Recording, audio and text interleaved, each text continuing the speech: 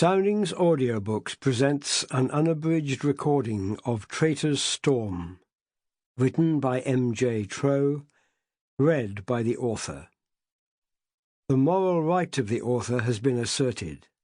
This performance is owned by Soundings, Whitley Bay, NE26 2JT. Chapter 1. Little Gonzalillo hated the Escorial. He was the king's jester, for God's sake, born to a life of laughter, with music and merriment, and a little mayhem from time to time. When the court moved to Madrid or Valladolid, he came into his own, tumbling and eating fire and teasing the children. After all, he was their height, and while they were kicking the shins of their elders and betters, he could do the same to them. In fact, little Gonzalillo hated children almost as much as he hated the Escorial. The place was a palace in name only.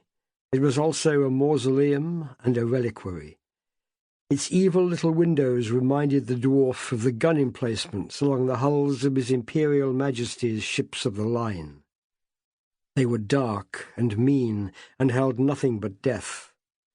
Gonzalillo pattered along the labyrinth of corridors, through the library with its shelves of polished oak and richly embossed leather. There were 40,000 books here. He'd get round to reading one of them one of these days.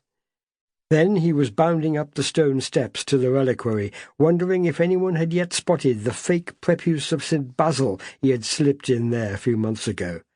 The goat it came from wasn't likely to tell anyone of the ruse, and, even if no one ever detected it, it brought a smile to little Gonzalillo's lips every day. He paused at the black velvet arras, pulled himself up to his full 4 feet 2 inches, and straightened his doublet. Mother of God, it was cold up here. It was supposed to be May, but the wind from the Sierra de Guadarrama whistled and whirred along the passageways and rattled the shutters.